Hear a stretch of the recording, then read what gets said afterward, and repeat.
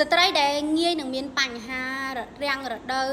ឬក៏រដូវមិនទៀងច្រើនជាងគេនោះគឺស្ត្រីដែលគាត់ធ្លាប់រំលូតកូនញឹកញាប់ពេកអញ្ចឹងនៅក្នុងករណីដែលបងប្អូនមានការរំលូតកូនញឹកញាប់ពេកគឺធ្វើឲ្យកម្រាស់ស្បូនរបស់បងប្អូនឡើងស្អិតឬក៏ចាប់ផ្ដើមធ្វើឲ្យស្បូនរបស់បងប្អូនក៏ត្រាក់អត់បានល្អទេទី2គឺទៅលើបងប្អូនស្ត្រីដែលគាត់ប្រើពពួកថ្នាំផ្សះច្រើនពេកជាពិសេសថ្នាំអង់ទីវីយូទិកដែលធ្វើឲ្យប៉ះពាល់ទាក់ទងជាមួយនឹងអរម៉ូនរបស់បងប្អូនខ្លាំងនិងទី3គឺទៅលើបងប្អូនស្ត្រីដែលគាត់បំបៅដោះកូនព្រោះធម្មតានៅពេលដែលស្ត្រីបំបៅដោះកូនគឺស្ត្រី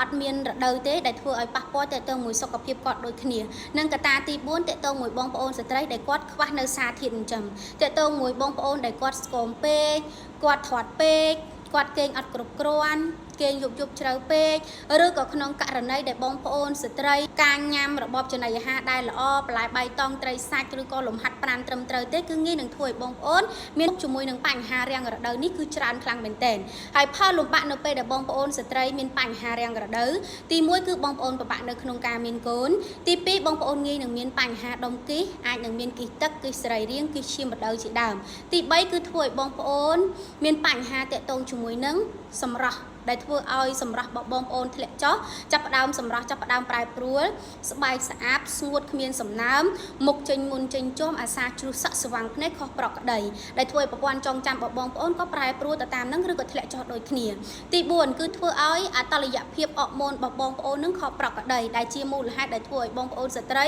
គឺចាប់ផ្ដើមមានបញ្ហាទាក់ទងជាមួយនឹងការលូតលាស់នៅរាងកាយអត់ល្អទេនិងកត្តាទី5នោះគឺវាធ្វើឲ្យបងប្អូនស្ត្រីឆាប់ stress ធុញថប់ឆាប់ខឹងមួម៉ៅឆាវឆាវខុសធម្មតាអញ្ចឹងបើសិនជាក្នុងករណីបងប្អូនកំពុងតែមានបញ្ហាទាក់ទងជាមួយនឹងការរាំងរដូវពី3ខែទៅ6ខែឡើងទៅសូមបងប្អូនគួរតែឆាប់ធ្វើការស្វែងរកដំណោះស្រាយហើយបើបងប្អូនចង់ទទួលបានដំណោះស្រាយដែលត្រឹមត្រូវ